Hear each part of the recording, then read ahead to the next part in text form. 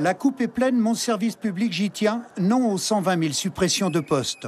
Les slogans sont dans toutes les bouches. Une troisième journée de mobilisation des fonctionnaires depuis le début du quinquennat d'Emmanuel Macron. En tête de cortège, place de la République, l'intersyndicale est au coude à coude avec les 9 secrétaires nationaux. La fonction publique, c'est aussi l'outre-mer.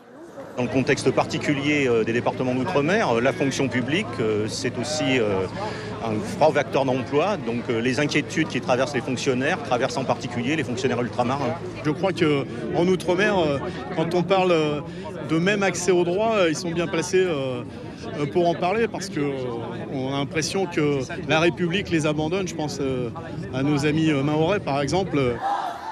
Et derrière la tête du cortège, c'est le peuple qui défile, des salariés décidés et unanimes pour faire reculer le gouvernement. Certains employés du privé sont venus soutenir leurs collègues du public.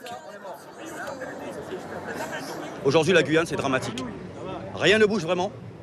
Il y a des associations sur place qui, chaque jour, sont pied de guerre pour essayer de faire respecter ce qui a été signé par l'ancien gouvernement et le nouveau gouvernement. Manque de matériel, manque de personnel, surcharge des horaires, conditions de travail. Derrière ces difficultés, on continue de tenir son poste.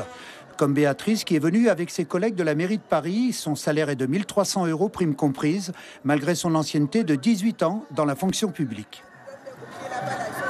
C'est un très très gros problème, en espérant que Macron y verra que les fonctionnaires, on a besoin des fonctionnaires et qu'il faut mettre les moyens pour que les fonctionnaires puissent travailler dans de bonnes conditions. Il manque beaucoup de personnel, on est censé faire 2 travails, on n'est pas payé pareil, paye de misère. 20 à 35 000 salariés de la fonction publique sont originaires de l'outre-mer. Le cortège parti de République s'est terminé place de la Nation. Un mouvement massif et unanime avant la prochaine réforme de l'État attendue pour le mois de juin prochain.